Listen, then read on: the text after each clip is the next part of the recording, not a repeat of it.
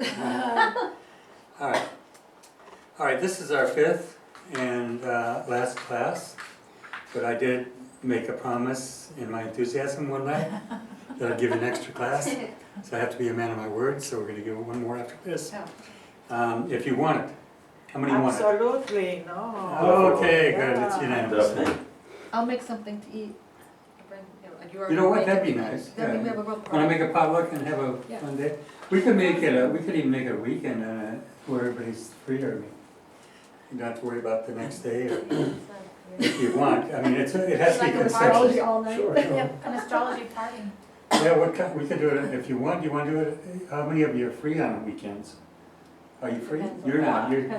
I am quite tight on weekends, but You're tight. I will come no matter what. Well, we want I to make love it, you people, so I love Ron, I will come. we just don't want to make it inconvenient. But if you, let's do this. Before this class is over, you all find a time and a date. Okay. As Wonderful. long as it's not mornings, because I don't like to get up from I have an interesting suggestion. How about next Wednesday at 6:30?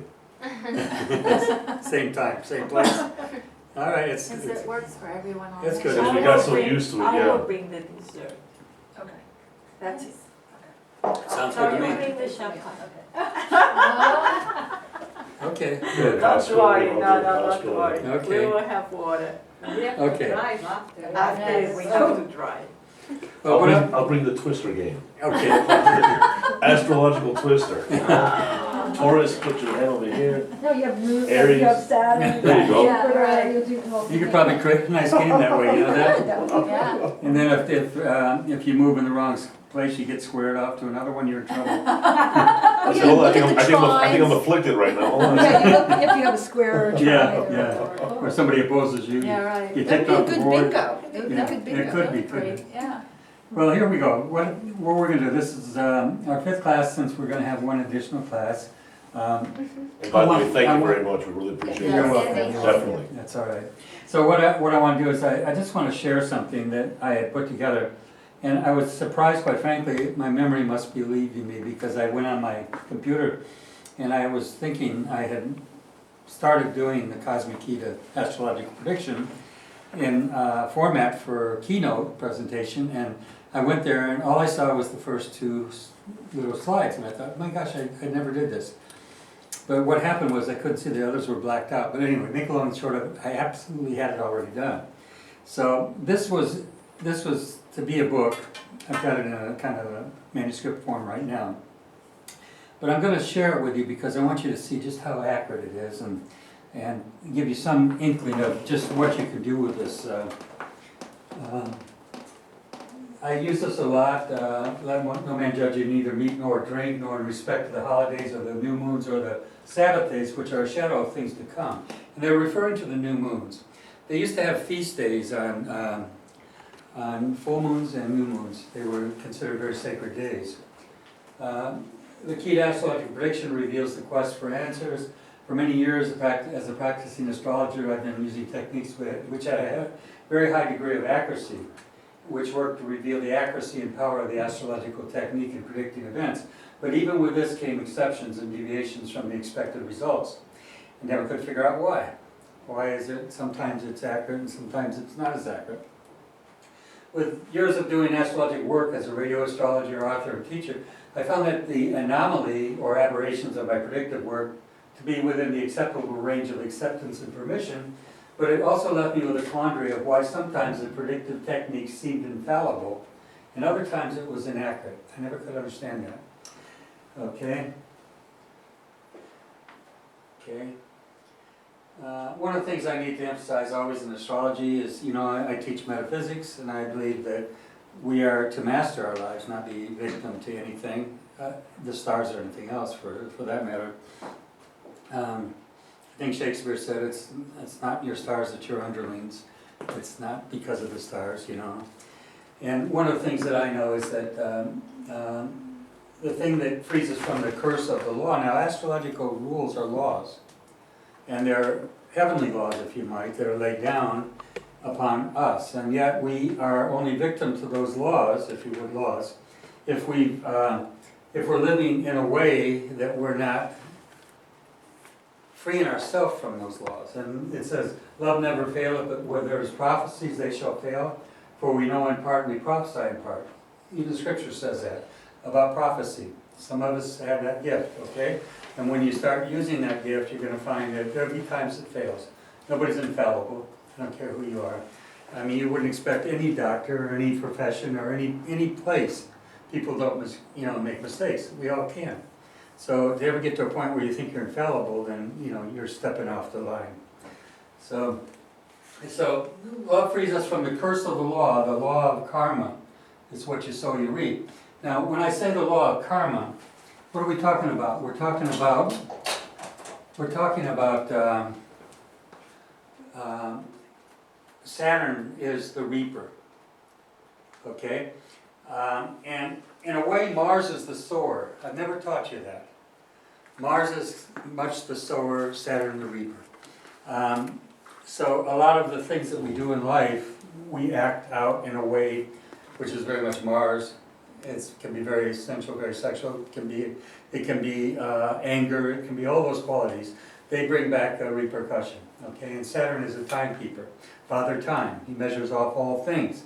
So when you see Saturn moving in a chart, it's measuring off things for you, and it's bringing you a message. It's time to sow, or reap rather, what you've sown. It's time for you now to experience the fruits of your behavior. And I've told you many times, Saturn is not always bad.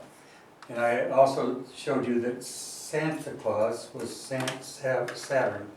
And the word itself, Santa, is only a changing of the letters to make Satan into Santa. It's the same word. The words are just moved around, the letters are moved around. So he's a just, but Saturn is a very firm father figure. He's very strict. And if you're naughty, you're gonna get stones in your stockings. In the old days it was coal. Today's we don't really do that, but we like to think we're gonna tell our kids if don't behave, Santa Claus is not gonna bring you any gifts. Well, in truth, Santa is fair. So it's the same with Saturn. Saturn's fair. If you've sown good works, if you built the backup of behavior that is rewarding, you're gonna end up with something in your stockings, if you would. You're gonna end up with gifts. So what is the thing that Saturn requires? Saturn requires discipline, timing, all the things that Saturn is, hard work, okay? And then we had the Christian influence that came in and said, look, you're no longer under the curse of the law. What's the law? The law is you're going to reap what you've sown. And how can you get out from under that law? It's by grace, we're told. What's grace mean? Unmerited favor. What's unmerited favor come from? It comes from a loving God that says, look, I expunge you of your sins. And therefore you don't have to suffer all this, okay? So my belief is that karma and things that happen to us in life, we're going to all make mistakes, we all have. We've done things we shouldn't have, all of us have. And we can walk around in the consciousness of guilt, which is self-accusing. I get back to that again, accusing. And then we're walking under the law of Saturn, or Satan. Satan is called the accuser of our brother. He who accused our brother before God both day and night. So if you're self-accusatory, you're going to bring the fruits of that accusation into your life. The guilt's going to make you sick. It's going to make you unworthy, feel unworthy. And that's going to project itself into your relationships with people around you, your work. Everywhere you go, you're going to be subject to the consequences of this guilt you're carrying. You see where I'm coming from? So you think, oh, it's all, people are treating me this way, or I can't keep a relationship, and all these things. But you don't realize that you're projecting it. You're projecting the guilt, the lack of worth. That's very destructive. I go through it in my own life. I tell my wife many times, I think you could do a lot better. Because I just feel that sometimes. I don't care who you are, how much you think you're enlightened. You're going to have your days of ups and downs. Every day isn't a day with frosting on it. You know that. So we have to understand that. We have to recognize that this is the process that we undo ourselves. And it's the spirit of accusation that's self-directed or directed out. And the more guilty we are, what do? Project it out. Somebody else is to blame. It's not my fault. She made me do it.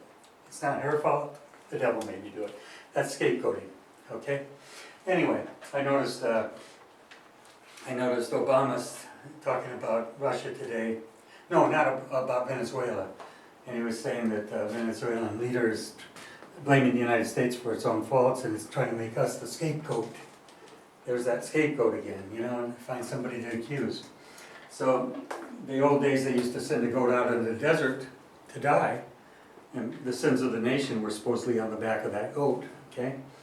So we have what? In the Christian faith, we have Christ that did this. He went up on the cross and suffered for what? Our sins, right? So, anyway. Can I, following on the Mars thing, so I know we watch very closely where Saturn is transiting. Yeah. So since Mars is the Good solar, question, so good question. do we really, how important is to watch where I Mars don't, is? as far as the predictive technique, I don't use it. I use I use Saturn. Because he's Father Time. He's the measure off of all things. And it took me a long time to get to that. Because I would always see people talking about, oh, I have Saturn in my chart moving over my ascendant or over my sun or whatever they, you know, and they'd have all these forebodings that things were going to happen to them, and they never did. And their fear could have brought it about, you know what I mean, if you keep believing it long enough. And being around astrologers for years and conferences, and I'd sit down with anybody, the first thing they start talking to me is about what Saturn's doing in their chart. And so I kind of began to throw Saturn out the side. I think, you know, I was using progressed moon and new moons, and principally that. And most astrologers use progressed everything. Progressed Mars, progressed this, progressed, you know. You get so befuddled and confused by doing that, and it'll get you nowhere. But it was only in Massachusetts that I woke up to what makes it work. Saturn works, but it has to be combined with two other things. And I'll show you that today. Hey, Warren, have you Yeah. ever gone beyond the laws of astrology to think about things? Say that over? Have you ever gone beyond the laws of astrology to assess things?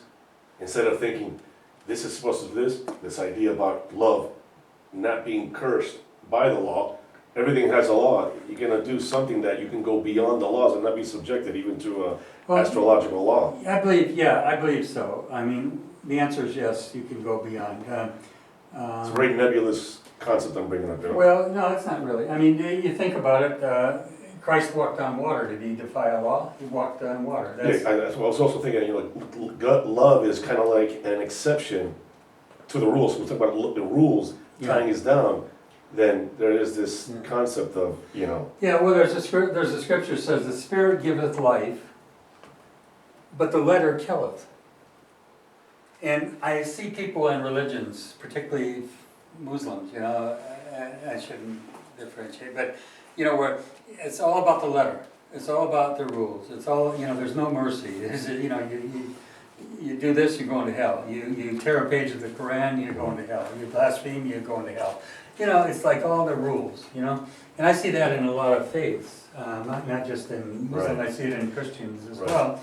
And they believe they're going to work their way there. I'm going to work my way, I'm going to deserve this. I remember when I got out of prison, I remember understanding this concept very well about work and grace. And I lived in a communal house with two other couples. And my wife at the time. Anyway, so here we are in this house. It's a big house, and there was a guy there, Jerry, that was a hard-working mechanic. I mean, he was a truck mechanic. He was that kind of mechanic. He was strong. He was tough. He was a really amazing guy. And he'd come home with, because we had a fireplace, he would actually come home with a corded tree that he did with an axe. So one day I went on it, because everybody's always complaining that Jerry's the only one that does this. And nobody else is helping, and I always felt guilty. I thought, I gotta go out and do something. So I took the axe out there with a tree. They had a big tree out in front, and it had to be corded. I hit that axe against that tree, and it bounced off. And I says, whoa, hit it again, bounced off, you know, made a little teeny cut. I thought, there's no way I'm gonna do this, you know? I'm not capable. I thought I was a strong guy, but I wasn't. I couldn't bring that axe to cut that tree down and cut it in cords. So anyway, I was really kind of disappointed, and of course I'd never heard the end of it from Jerry, and his girlfriend too, you know. And so I just, I was living on a different consciousness even at that time when I first came out. And I really had understood praising and giving thanks. and just trusting in good, no matter what. If anybody accused me or whatever situation, I just knew how to handle it. And so guess what? One day I'm outside and the trucks are coming by, these big trucks, and they're cutting down all these trees. And we lived in a real tree area. There was a big, kind of like a gully with, what do we call it, a ravine with trees all down in front of the house. Beautiful area in Columbus, Ohio. And they're cutting these trees down, and I came out and I says, what are you gonna do with those trees? I'm gonna take them back and throw them, you know, whatever they do to trees, they're gonna get rid of them. And I said, well, can I have it? He said, yeah, you can have it. You know, he says, what do you want us to do? I said, can you cord it up for me? Yeah, no problem, cord it up for you. So he cords it, then I'm driving later, I'm coming down the street and they see me, they stop me, he says, you want some more trees? I said, really? Yeah, so they load more trees, you know. They put them all in the truck, I end up with about 3 trees. I mean, really a lot of wood. All winter it lasted us. So they bring it back and they put it on my back porch. Jerry comes home that night and he's a little overwhelmed. Where'd all that wood come from? I said, well, quite truthfully, the Lord provided it. He said, come on, what you talking about? I said, no, I says, it's a gift. He said, what do you mean it's a gift? I said, well, it's not by works lest any man should boast. You Say know? that again, what was that? That's scripture. It's not by works lest any man should boast. In other words, it's by grace that you have that wood. But it taught him a lesson, a little humbleness, and it also taught me something, that your faith can make things right if you just keep on it and don't get sidetracked, you know? Miracles happen, okay? And that was a miracle for me. It was a small one, but it was real. So, okay, my 10 years in a monastery, okay? Okay, a term derived from the Greek word, okay, to live alone, denotes the building or complex of buildings that houses a room reserved for prayer, as well as the domestic quarters and workplaces, monasteries, whether monks or nuns, or whether living in a community or alone. As a hermit, well, I lived like that for 10 years of my life. I was in a prison. I didn't have the silence I would have loved to have to go along with my small 8x10 room, but because people are noisy in there and there's always loudness and there's people yelling and screaming and acting crazy. But anyway, over 50 years ago in 1962, I had the dubious distinction of being one of the most wanted men in the United States. That's one in 5 states for armed robbery. I served 10 years in prison, and these years were dedicated to study of astrology and metaphysics. This is a presentation I put together. If I ever showed it to anybody, you're the first to actually see it. So these years gave me a monastic existence. For years, I was able to observe with accuracy of astrological forecasting in an environment that allowed me to view the outcome of my predictions and the fulfillment of them, or their failure. It was a laboratory of sorts. It gave me a view of the way astrological influences worked in the human psyche. Upon my release from prison in 1972, I began to teach and lecture on my years of revelation and research. And I recall the first time I ever gave a talk. And I was in my house that I described with 2 other couples, and we had a bunch of people in the neighborhood came over. And they were all excited about hearing me give a talk on astrology. And I made copious notes. And I was really worried and I was really uptight about it because I wanted to do a good job. And I got up and I started stuttering.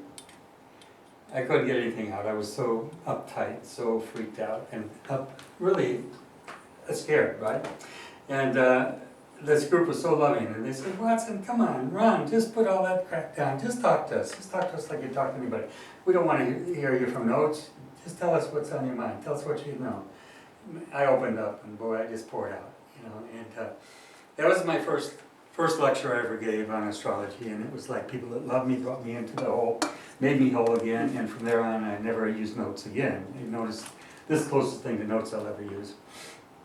So I just usually speak from my heart. And so and of course you all know about the book, The Greatest Story Never Told, and I wrote that book after I got out, and I went through three printings of that, sold them out. I used to do a lot of lectures and workshops and radio shows, and I offered them on radio and lectures and seminars and places we go, and we sold out 2 editions. I got the 3rd one now, and it's on Amazon.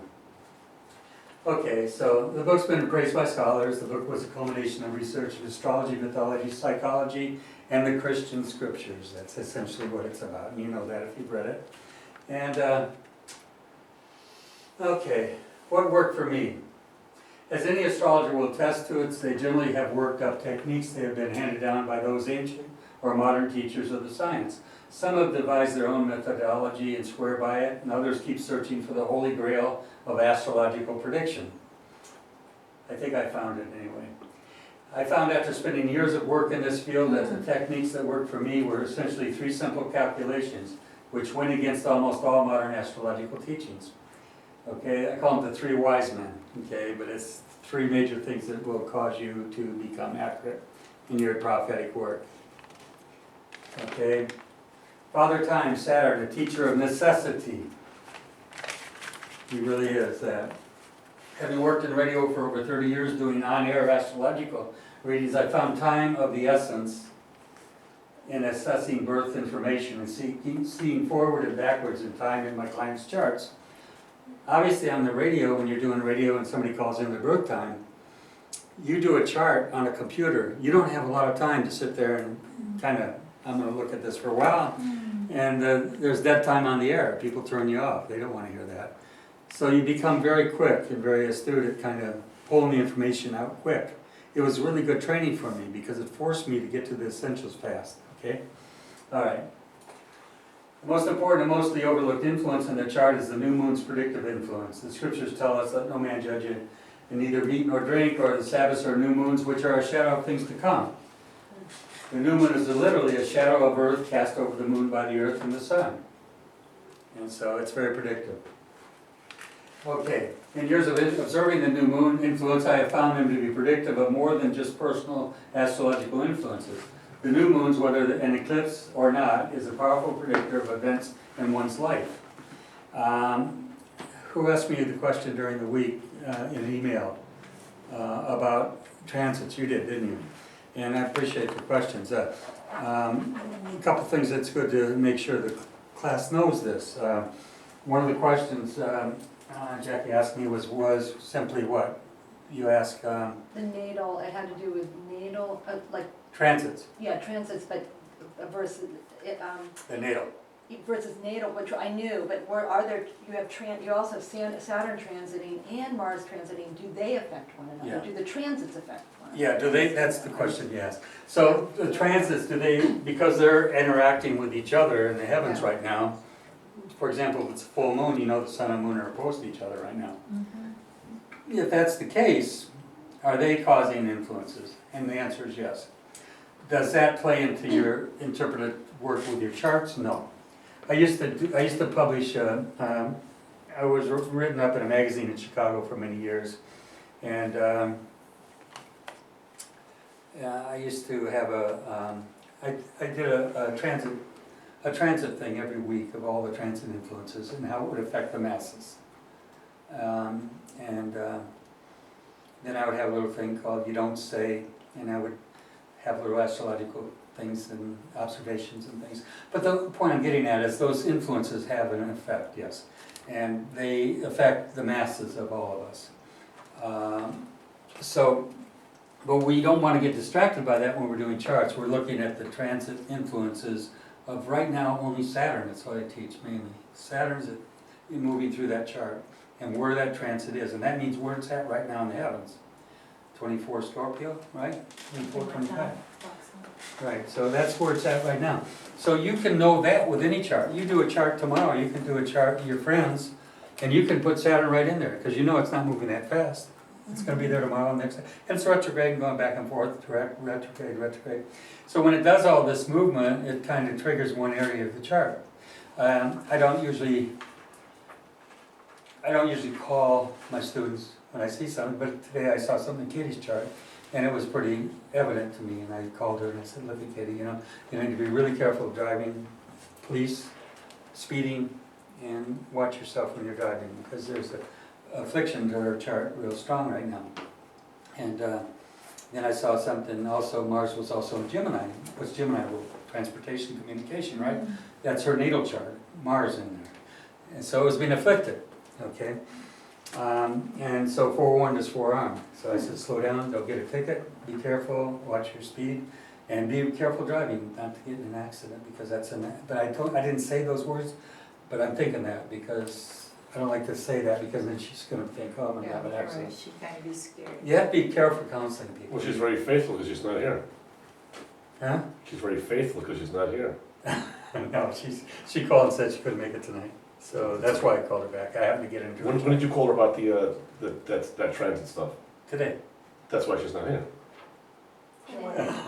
No. She called me, she told me before, sent me an email, said I can't come today because I have a meeting at 2. Okay. But anyway, the only point is that, yeah, it's interesting because they had a little interference in her direction and where she wanted to go. In a sense, you're right, that Mars is being affected, and it's in her 8th house. To me, that meant there's potential, if she was here, she wouldn't mind me talking about it. But I said there's potential conflict over something to do with resources or money that involves maybe your husband, because that's the second, the 7th is the mate. The 8th is the second to the 8th, to the 7th, excuse me. The 8th is the second house to the 7th, in other words, it's the next house. That's the house of money for the partner. What, the 8th is the house of money for the partner? Yeah, it's, Oh, I didn't know. Right, Yeah. because the second is your money. you got it. Yeah. So, but Oh, the other fact people's that, money. yeah, other see that people's Mars money. being Yeah, affected in right, there right. can cause a conflict or arguments or whatever. So the thing is, it's just there. It's not, it wasn't a major thing, but it's just something that was indicative of that. The thing about Mars, You should have told her, listen, be more loving today, and you could transcend the curse of the law. you know what? I'm sure she knows that. She's a very loving person. But the point being that you see these influences and you can take advantage of them. Because, you know, being loving doesn't mean you're not going to speak. You see what I You mean? can get a ticket. Oh, yeah, but if I'm you are not, I don't very mean, I don't loving. mean loving as you're gonna love somebody in the true sense of what love is, Yeah. universally. Yeah, because if you're a master, if you're truly mastered life and you're walking in total love, I mean, you know, you're not, your feet aren't even on the ground. My teacher used to tell me, Percy in prison, he used to say, Ron, you can't always be up there on that mountain, because there's times I went there. I mean, I've laid supine before the throne. I could tell you stories you wouldn't believe. But that, you can't always stay there. You can't function in this world and always be there. You're Mr. Spaceman. If you get that high up, okay? Anyway, let's not get too digressed here, but. Sorry, since the moons are, since progressed moon and Saturn are kind of slow moving, so so it must be the new moon, or that is actually determining whether it's today. Good, it's a big factor, because the Saturn, you're right, Saturn is slow moving, they're 28-year cycle around that chart. The progressed moon is a 28-year cycle, Yeah, so those are long cycles. And I'll show you how they work, okay, as we go. And God said, let there be lights in the firmament of the heaven to divide the day from the night, and let them be for signs and for seasons, for days and for years. One of the top Jewish scholars in the world, in fact, a Hebrew scholar, wrote a review for my book, and he said he never really noted that. He said it's interesting that that's words in there. And people don't really read, they don't see what they're reading. And, you know, and anyway, so. And there shall be signs in the sun, the moon, and the stars. Luke, the sun shall be darkened, and the moon shall not give her light.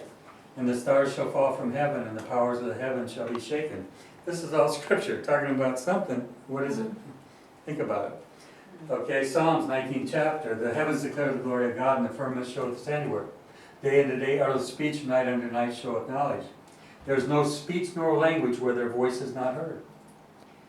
Their line, their angles, their line goeth out throughout all the earth, and their words to the end of the world. In them hath he set a tabernacle for the sun. He's talking about the planets, the tabernacle for the sun. That's the heavens up there, and that's what it's talking about. And their line, moreover, by them is thy servant warned. Whoa, what did I tell Katie today? Slow down, be careful, right? And in keeping of them there is great reward. Keeping what? Keeping their positions, knowing where they're at, understanding their message. The angles of the planets have a message. How about angle? It's funny they sound alike, isn't it? Huh? Maybe planetary angles are angels, right? Yes, sir. One of the first slides that you said about, and if you're given permission from whom? I didn't get from what slide? This is from it's like the 10th, 15th slide before, where he wrote down, you're given permission. It was written down, it was one of the first slides. For what? Oh. But when you're doing predictions, Oh. if you're given permission to make these predictions. I was wondering, who was the permission coming from? I don't understand. All right, we'll get back to it. Just Yeah. It wasn't a scripture. No, it was when you wrote that. Oh, it's when but you it's, wrote. I can't tell what it is, I know it distinctly, I just didn't want to answer that moment, but Yeah. we'll get Okay. to it, don't All right, worry. good. What All right. about here where it says, thy servant thy servant warned? Why thy servant? Have you thought about that? Like. Over by them is thy servant warned. It's like, it's God speaking to man, basically, the servant. We are all We are all servants of God, if you would, but, you know, it's just a word that was used. It's not like differentiating us or them or whatever. It's not like that. It's I just the see. vernacular of the day, you know, by them is thy servant warned, is thy servant. You're all servants of the Okay. Most High, if you would. That scripture says, you're all meant to be servants of the Most High, okay? Eclipses of the sun and moon have been recorded throughout written history, regarded as being a shadow of things to come. Historians like to attribute these early observers of these stellar events as being superstitious pagans who believed in the dragon was consuming the darkened luminary when they observed the eclipse. Wars have been stopped over this, did you know that? The Medes and Persians were about to go to battle, and the eclipse happened, they stopped fighting. They were afraid to go to war with that influence, because they knew it was astrologically what it meant. So, don't ask me what it meant, because I wasn't around at the time, I've been waiting for that from so, but the skeptics. I didn't want you to stutter, so I just kept I know quiet. you did. You had to bite that tongue over there, I know.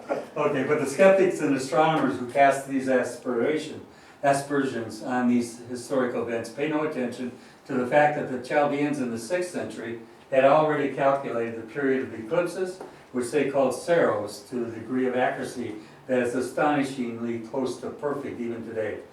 Okay, they understood perfectly the cause of eclipses and foretold them with accuracy. Charges of superstition and ignorance is unwarranted, it really is. They understood them very well. You look at Stonehenge, you look at these different things they had back then to calculate these things. Essentially, new moon as a shadow of things to come needs to be augmented by two other factors producing a prophecy. That's where I'm taking you. I'm going to show you how it works, okay? There's a guy in Massachusetts that developed an astrological program that can do a tri-wheel of transits, progressions, and the inner natal chart. I actually helped him develop. I told him what I wanted. He developed it. I won't go into his personality. I had to kick him out of my house once. So don't ever come back. But other than that, he was a nice guy. So anyway, there's a scripture that I used to ascertain the likelihood of an event happening, and it says, "Except there be 2 or 3 witnesses to establish something that is not established in law." We're back to the law again, aren't we? So what are the 2 or 3 witnesses, okay? And most people think that's in front of a judge. But it's also here, what we're going to be dealing with. A primary rule, if the root of the tree doesn't forecast it, then the event cannot be foretold. In other words, the chart has a root meaning that is not to be deviated from by the new moon, influences, transits, or progressions. If the natal chart does not promise something, then the secondary influence cannot produce it. This is so important for you to know. You take a chart, it's got like a lot of you in here have grand trines, powerful charts, okay? And so let's just assume that Saturn sits in affliction, square in opposition to one of those 3 planets in that grand trine. What kind of cross is there? There's no cross there. But if that same 3 planets were making a T-cross, in other words 90 degrees apart, and they were squaring off all 3 of them, you know what I'm talking about, right? Mm-hmm. So if that's happening, and you got a T-cross here, 3 planets, one here, one here, one here, and then Saturn comes along and sits right on that point. Now you pay attention. Okay? And I'm going to show you exactly how it works as I get into some charts here. But it's back to this. Many of you in this room I know have this. You have planets like this. So you got planets in these aspects. So Saturn comes along and sits on top of this grand trine. What are you going to forebode in? Nothing foreboding with that. It's not afflicting anything. You see the difference? It's important you know that. If the root of the tree, which is your natal chart, doesn't promise something, don't predict it. In other words, if it's not a cross of suffering, don't make somebody worry about a transit on that aspect. Do you see? All clear?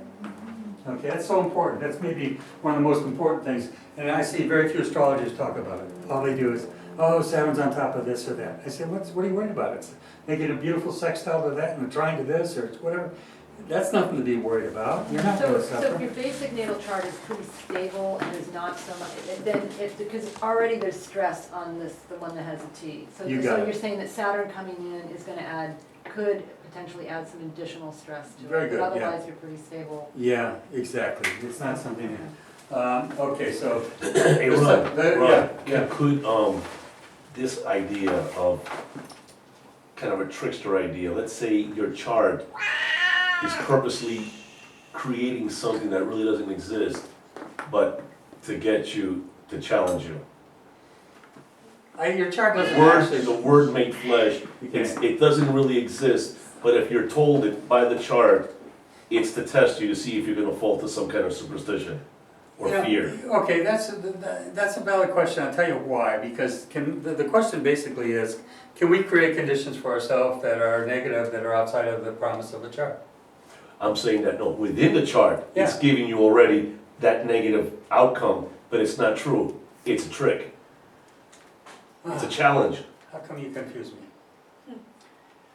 The chart can't create anything, really, Well, I'm trying to in say, terms of in producing a trick, okay, I can't do that. it can, it has to, because that's the role of chaos.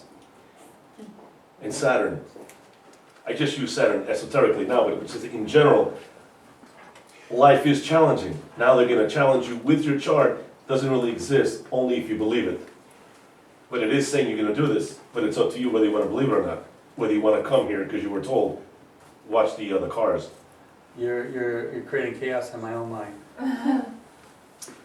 The devil is the author of confusion. There you go, my friend.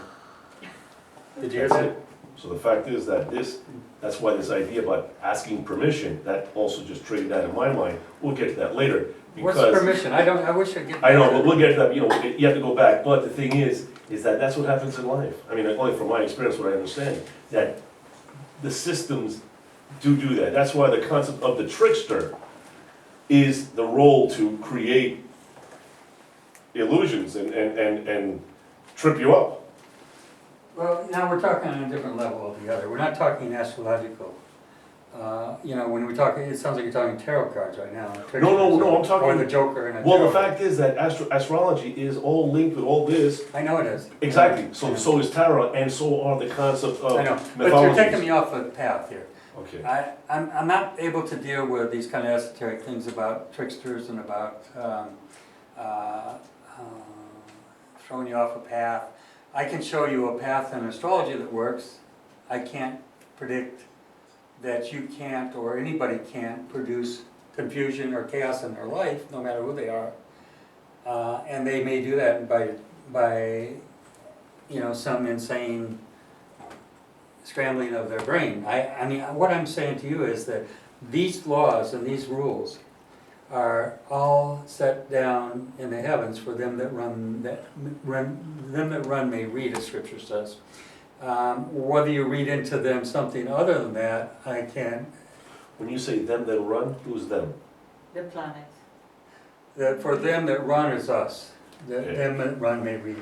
So these are influences, astrological influences. They're not about. We're kind of losing the path when I go off on a path of tricksters and confusion, because I don't want to get confused up here, okay? And I'm not saying that there isn't things in life that can throw people off a path. I'm not suggesting there isn't. But what I want to show you is how to approach astrology and use it the most powerfully you can to direct your life or anybody else's. That's all I can show you. And so the major influences occurring in a chart, I do not use any other progressed planet. This goes against most traditional teachings. The progressed moon is a position, is critical in seeing the major influences occurring in the chart. Okay, so that's the second influence. The second one is the progressed moon. Again, it's roughly a 28-year cycle. Saturn is roughly about 28, 29 as well. They're about identical. Okay, so that's the second influence. So the first was what? New moon. New moon's good. Oh, new moon. Second is progressed. Progressed. Okay, for your method, if your method works, then use it for you. I tell everybody that. I don't tell anybody how to do astrology. I mean, I'll tell you what I learned, I'll tell you how it works, how I use it. If you do or don't use it, doesn't matter. If you go out and do a different technique, explore it, find out what works for you, but this has always worked for me. I know that many astrologers find it heretical, that I have always told my students that they should work with what they find effective. Again, as the good book says, try all things, prove all things, and hold fast to that which is good. If it works for you, use it. That's all I tell people. I don't try to dictate to anybody how they should do astrology. I tell you what works for me, you try it. If it doesn't work for you, then move on. But you'll find it works, I can guarantee you. Graze in everyone else's pasture, but give your own milk. I love that expression. The good book says, the meek shall inherit the earth. The original meaning of the word translated meek was teachable. It's not kind of meek, mealy, people that are so afraid to speak up. Meek meant teachable. Where'd you get that meaning? Huh? Where did you find From the that? original translation. You go in the Bible and look, you'll find it. The original meaning of the word translated meek was teachable. The worst condition a person could be in is unteachable. They seem that they know it all, they're not open to being taught another method or a way. There's nothing worse than that. If you hire an employee and he thinks he knows it all, how long is he going to last? Not long. Because he's not open. He's not open and receptive to the things you're teaching. So, okay, despise not prophesying, the scripture says. Prove all things and hold fast that which is good. A lot of fundamental people think prophesying is, unless it's in their church, you got to be out of it. There's not something you should do. So I'm sharing a technique that has proven itself as the most prophetic tool I've ever seen, and one that has been tested over and over again. I'll be showing you examples after examples of the accuracy of this technique so you can see for yourself how effective it is. Okay, I use very fatalistic things to show you this because death is very fatalistic. So there's a lot of that in here. I'll show you how accurate it is. My heart attack over 5 years ago was an example. Never could have predicted that, although with my chart I should have, If I had been looking at my chart, paying attention to it, I knew I was under stress. I knew I was under a cross. I knew there was a lot going on in my chart, but I didn't know it would manifest exactly like it did. So the third rule is the one that I discovered quite by accident while teaching a class in 2007 when I was in Massachusetts. It made so much sense after I happened on it, and it fits the role of the planet perfectly. This influences transit Saturn. Remember I told you people are always fearful of Saturn. And then they couldn't figure out why nothing happened bad because they saw it in their chart doing something in their chart. And I realized why it's not going to happen, because there's not the other two things involved. Remember, except there be 2 or 3 witnesses, it's not established in law. We're talking about laws here, okay? And, hopefully I've also taught you something about transcending these laws, okay, by praising and giving thanks. Because if you praise and give thanks, you do what? You translate all things into something else. All things work together for what? Good. Good. For them who? That love Love God. God, yep. Okay, and do His commandments. What is the commandments? Love yourself and love others. Boy, that's pretty simple, isn't it? That's basically what it comes down to. Love God and love yourself. Is that a law? To love God and love yourself? That's basically what the whole book teaches. Is that? You can't love yourself unless you forgive yourself, right? What do you think forgiveness is about? It's forgiving. You let go of it. It's past. You can't undo it. Let's let go of it. Praise and give thanks, trust in good. Do we consider that a law? It's a law of God. Let me Maybe it's Let me better to say use it that word It's as more law. like a principle. Yeah, let's forget about law because we're trying to transcend the law. What we're doing is we're doing God's law, okay? His will. What is His will for us? Right. His will is rejoice evermore, Maybe the purpose, praise without ceasing, and in all things give thanks, for this is the will of God concerning you. So whether it's a law, no, you don't have to do it. A law means you must do it, or you're going to be punished. In a way, if you perform that act, whenever you're in a crisis, the greater the crisis you're in, the more power it has. I counsel people all the time. That's what I do. And the woman called me yesterday. She's a client of mine for many years. I do her chart every year. I'm always doing her chart, and whenever she has a major problem, she calls me. She's an airline stewardess. But when she calls me, she's got a crisis. I counseled her, let this relationship go, let go of it. You're feeling used, let go of it. Because it's not a real relationship. But when I'm finished, you think that I left her with that? No. In fact, I did. I hung up. And then I called her back because I realized I didn't remind her to praise and give thanks and trust in good.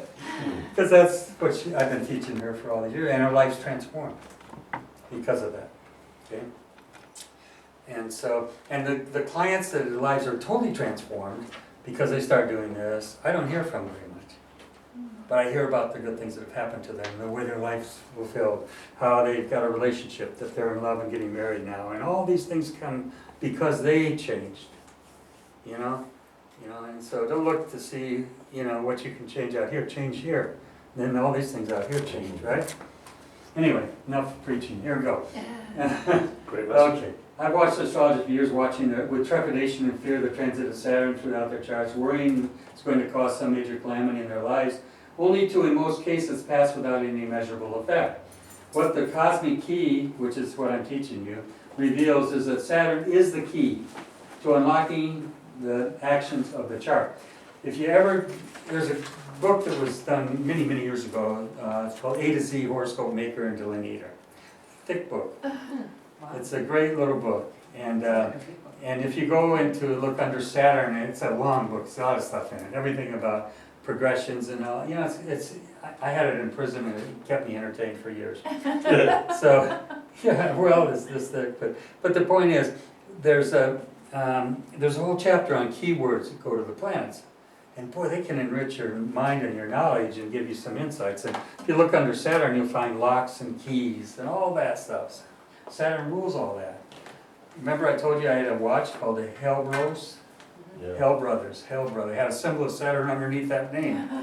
Those old watchmakers knew from where their trade came from. They weren't fooled. Lucy's Trust with the royal family of England, the bank, whatever the case is. Lucy's Trust, Lucifer. Wow. Yeah, there's a I lot like of- that, I like yes, that. Yeah. Yeah, there's a lot of words that, give you insights into things. Like look what happened on September 11th, 9/11, did it on purpose so we can get it embed in your mind.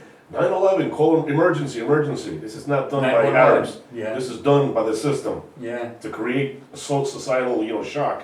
interesting, isn't it? Yeah, when you start seeing things like that, it gives them, those are the kind of minds that make good astrologers. John F. Kennedy, 11/22, the master numbers. Yeah, see? That's why they killed him in public to shock the nation. Yeah, so you're thinking with the mind of an astrologer, because that's how we start to see connections. And I realized as I kind of journeyed on this path in life, I realized that things seem to be, there's a word for it too, when things always happening that are bringing things together and you wonder. Synchronicity? Serendipity. Synchronicity, yes. Yeah. Synchronicity. Yeah, like a customer called me the other day. I brought a problem with their ionizer. We have a business called Pentex. We market air ionization equipment. You know what air ionization is?